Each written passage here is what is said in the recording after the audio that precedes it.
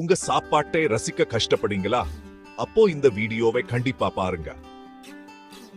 விவசாயிகளோட கதை சூரியன் உதிக்கிறதுக்கு முன்னாடியே ஆரம்பிச்சிடும். சேவல் சூவதுக்கு நிறைய முன்னாடியே அவங்க நாளே ஆரம்பிச்சிடுவாங்க. முதல்ல அவங்க கால்நடைகளை கவனிப்பாங்க. கருவிகளை எடுத்துட்டு வயலுக்கு போவாங்க. காலையில உழவு நடுவுன்னு பார்த்துப்பாங்க. பழமையான கருவிகளையும் அசாத்திய மன உறுதியும் பயன்படுத்துவாங்க. மத்தியான வெயில் சுட்டெரிக்கும். ஆனாலும் அவங்க வேலையை நிறுத்த மாட்டாங்க.